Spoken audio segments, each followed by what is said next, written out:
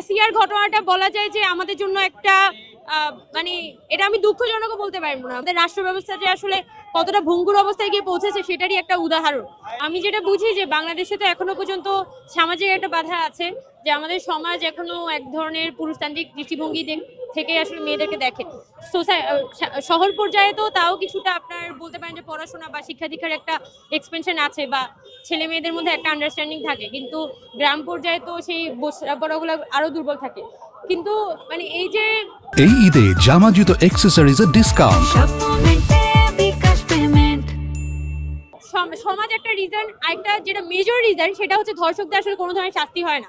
বাংলাদেশে ধর্ষণের কেসগুলো আদালতে বছরের পর বছর এখানে ঝুলে থাকে এবং এই ধর্ষণের কেসগুলো কোনো ধরনের সুরাহা হয় না, কোনো ধরনের শাস্তি হয় না, এবং শেষে যখন দেখা যায় যে রায় হচ্ছেও তাও দেখা যায় 8 বছর 10 বছরের একটা জেল দিয়ে দিচ্ছে, যেখানে একজন যে ধর্ষণের শিকার হচ্ছে যে নারীটি, তাকে কিন্তু সারাটা জীবন ওই স্মৃতিটা বিয়ার করতে হচ্ছে।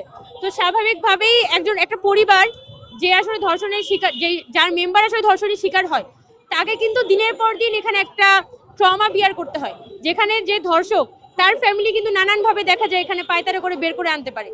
এটার পুরো কারণটা হচ্ছে আইনের মধ্যে ফাঁকফোকর আছে। এই আইনগুলো যদি প্রপারলি আসলে সংশোধন করা না হয় এবং আমাদের ধর্ষকের যে সর্বোচ্চ শাস্তি সেটা যদি নিশ্চিত করা না হয়, তাহলে কিন্তু এখানে ধর্ষণ কমবে বা ধর্ষকদের মনে তো একটা ভয় থাকতে হবে, ওই ভয়টা আসলে কোনোভাবে সৃষ্টি হইতে পারবে না। আসিয়ার ঘটনাটাকে আলাদা করে দেখার কিছু নেই, একদম ছোট একটা বাচ্চা আমরা দেখেছি যে মানে এই বাচ্চাটার হয়তো আসিয়ার ঘটনাটা একটু লাইমলাইটে এসেছে, সবাই আসিয়ার ঘটনাটা জানে, কিন্তু আরো অনেক ছোট বাচ্চা, 3 বছরের বাচ্চা তার আগে ধর্ষণের শিকার হয়েছে, 10 বছরের বাচ্চা ধর্ষণের শিকার হয়েছে, এবং বাংলাদেশে কিন্তু ধর্ষণের ঘটনা কমছেই না। তো আসিয়ার ঘটনাটা বলা যায় যে আমাদের জন্য একটা মানে এটা আমি দুঃখজনকও বলতে পারবো না, বলা যায় যে আমাদের সোসাইটি যে কোন জায়গায় গিয়ে পৌঁছেছে, আমাদের রাষ্ট্র ব্যবস্থা যে আসলে কতটা ভঙ্গুর অবস্থায় গিয়ে পৌঁছেছে সেটারই একটা উদাহরণ।